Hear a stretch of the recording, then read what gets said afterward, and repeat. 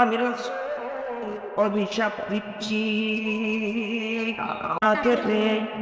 অথবা বাবাকে পেয়ে মৃত্যুবস্থায় মাকে পেয়ে অথবা বাবাকে পেয়ে অথবা নানা দুজনকে পেয়ে বাবার কদমের নিচ থেকে যে উম্মত জান্নাত নিতে পারে নাই ওই উম্মতের জন্য নাউযুবিল্লাহ মিন যালিক যে উম্মতের ব্যাপারে আল্লাহর রাসূল অভিশাপ দেয় এই উম্মত জীবনে জান্নাত নেবে না। দেখেন আল্লাহ পাক আমাদের দিয়ে মারে বাদ খায়না বান্দার হওয়ার তৌফিক দান। হযরত আসমা বিনত আবু বকর রাদিয়াল্লাহু তাআলা আনহা থেকে বর্ণিত আমার নবী ইরশাদ করেছেন, আমার নবী জিজ্ঞেস করলেন, ইয়া রাসূলুল্লাহ সাল্লাল্লাহু আলাইহি ওয়াসাল্লাম, আমি তো ঈমান এনেছি, আমি আপনি নবীর সাহাবী হয়েছি, ঈমান এনেছি, আমার আইয়া কিন্তু ঈমান আনে না। যে সে আমার কাছে আসলে আমি তার সাথে কি সদাচরণ করতে পারবো? আমার নবী বলেন, সিদিহা, হে আমার সাহাবা, তুমি ঈমানদার, তোমার মা বেঈমান, তোমার বাবা বেঈমান, ঈমান আনে নাই, এরপরে তোমরা তোমাদের মা বাবার সাথে সদাচরণ করো, উচ্চাই আচরণ করো। সেখানে বলেন না সন্তান সঙ্গে না বাবা ভিতর নেই। এর বড় ইসলামের শিক্ষা হলো তুমি তোমার মায়ের সাথে তোমার বাবার সাথে সুন্দর আচরণ করে, উজ্জ্বল আচরণ করে। আরেকটা হাদিসে আমার নবী ঈশ্বর আমার নবীর কাছে জিজ্ঞেস করা হলো, ইয়া রাসূলুল্লাহ সাল্লাল্লাহু আলাইহি ওয়াসাল্লাম, ইয়া রাসূলুল্লাহ, আপনি নবীর কাছে জিজ্ঞেস করতেছি মা বাবার সাথে কি সদাচরণ করতে হবে? বলে হ্যাঁ, মা বাবার সাথে সদাচরণ করতেছি। বুখারী দেওয়ায় সে পর্যায়ে এভাবে বলতেন যে সাহাবা জিজ্ঞেস করতেছেন, ইয়া রাসূলুল্লাহ, আর যদি মা বাবা আমার জুলুম করে, যদি আমার না আমার যারা জুলুম করে, আমার বাবা আমার যারা জুলুম করে, এরকম অনেকে আছে।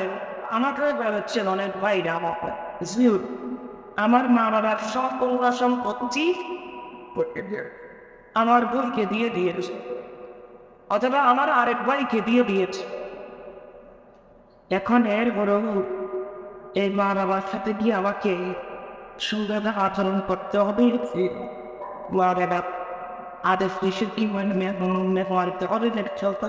হ্যাঁ, ইসলাম নেই চাই বলে আমার মনে বলে, যদি তোমাদের মা বাবা তোমাদের জিনা না করে, যদি তোমাদের মা বাবা তোমাদের জিনা না পেতে, এরপরে তোমরা তোমাদের মা বাবার সাথে সুন্দর আচরণ করো, জামা পেমেন্ট করো।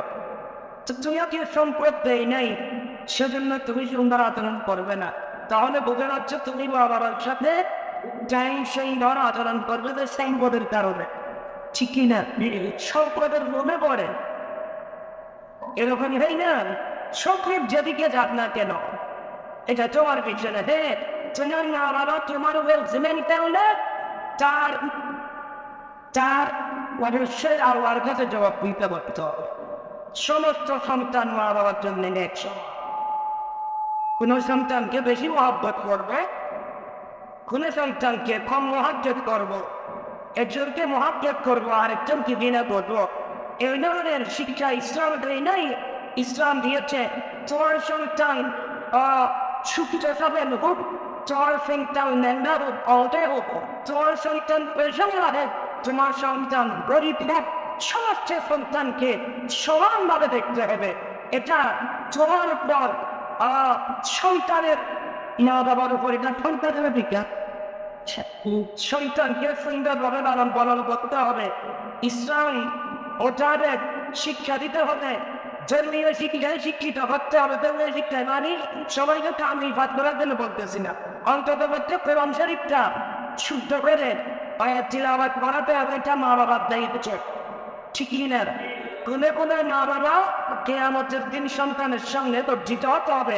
আল্লাহ আমি কোরআন শরীফ পড়ে আমার অনেক ভয়াবহ ছিল, কিন্তু ছোট্টবেলায় মা বাবা আমাকে কোরআন ঠিকঠাক হয়ে যায় এরকম সন্তান মা বাবার বিরুদ্ধে আল্লাহর কাছে মানসিকতা পেয়েছে। আপনি যাইতে আল্লাহর কাছে শর্মিন্দা না হন, সেজন্য আপনারটা আপনি করে যাবেন।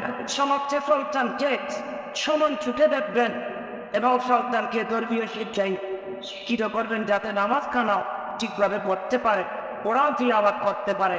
হ্যাঁ, যদি কোনো সন্তানের উপর মা বাবা ভুল করে ওসিয়ান করে তবে মা বাবার হাতে বিয়াদবি করে দেয় না। এটা ইসলাম এই শিক্ষিকা দেয় নেই, ইসলাম আপনাকে সেই ক্ষমতা দেয় নেই।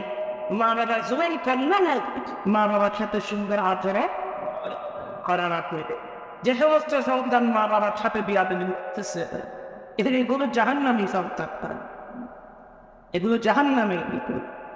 আমি আমার স্কুল কলেজের ছাত্র ভাইদেরকে ছাত্র ছাত্রীদেরকে বলবো এবং সকল সন্তান সন্ততিদেরকে বলবো না বাবার ক্ষমা বরদান ছাড়া উন্নতি করা অসম্ভব। দুনিয়ায় বেরবে, মা বাবার সাথে বিয়াদবি করলে দুনিয়াও বেরবে, আখিরাতে বরবাদ। এ সমস্ত সন্তানের উপরে আল্লাহ যাদের যে মা বাবার আছে, এবার আপনি আপনার মাকে বাবাকে কিভাবে রাজি করবেন এটা আপনার বিষয়।